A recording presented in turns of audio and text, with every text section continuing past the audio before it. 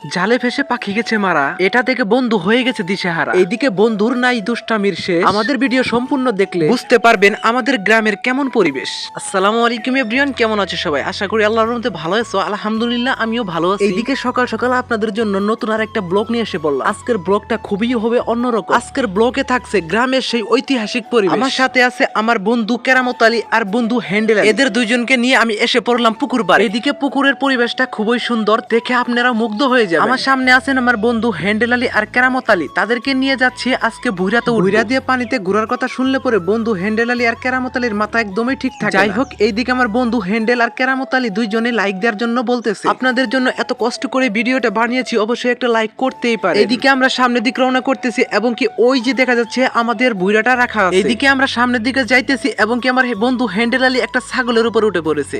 এত দুষ্টামি যে করে যা বলার মতো। যাই হোক, এইদিকে আমার বন্ধু কেরামত আলীর হাসিটা দেখে আমি একদমই মুগ্ধ হয়ে গেলাম। এইদিকে তারা ভুইরাটা দেখে তারা দৌড়াদৌড়ি শুরু করে দিয়েছে। অবশেষে আপনাদের সাথে কথা বলতে বলতে আমাদের ভুইরার ওখানে এসে পড়লাম। এইদিকে আর দেরি না করে তাড়াতাড়ি করে উঠে পড়লাম ভুইরাতে। তো আপনাদের বাসায় এটার নাম কি বলে অবশ্যই কমেন্ট করে জানাবেন। আপনাদের সাথে কথা বলতে বলতে আমার বন্ধু খুব জোরে চালাইতেছে ভুইরাটা। এদিকে অনেক সময় ধরে ভুইরাটা চালাইলাম, খুব ভালোই লাগলো। তারপর দেখলাম পুকুরের মাছগুলা বেশি উঠেছে। পুকুরের মাছ মনে করছে আমরা তাদের জন্য খাবার নিয়ে আসছি। অনেকক্ষণ পর্যন্ত মজা করলাম। মজা করার পর অবশেষে চলে আসলাম, কারণ যেহেতু রোদের মধ্যে থাকা যাইতেছে না। অতিরিক্ত ওদের কারণে মাথা একবার গরম হয়ে গেছে, এর জন্য মাথায় পানি দেওয়ার জন্য চলে আসলাম ঢেনেতে। যেহেতু পানি খুব ঠান্ডা, এর জন্য একটু মাথায় দিলাম এবং একটু মুখে দিলাম, খুব ভালো লাগলো। এদিকে আমার বন্ধুরাও মাথাতে এবং মুখে পানি দিতেছে। যাই হোক, পানি দেওয়া শেষ করে তারপর বন্ধুদেরকে নিয়ে চলে আসলাম এইদিকে। এইদিকে আসা মাত্র আমার বন্ধু একটা গাছে উঠে পড়েছে। এদিকে আরেক বন্ধু তাকিয়ে তাকিয়ে দেখতেছে, যেহেতু গাছে সে উঠতে পারে না। অবশেষে আরেকটা ঘটনা ঘটে গেছে, আমার বন্ধুকে উল্লায় কামড় দিয়েছে। যাই হোক, তাকে অনেক কিছু বুঝিয়ে তারপর শান্ত করে এদিকে চলে আসলাম। এদিকে এসে দেখতে পেলাম একটা জালের ভিতরে একটা পাখি বেজে মারা গিয়েছে। প্রথমে ভাবছিলাম পাখিটা হয়তো জীবিত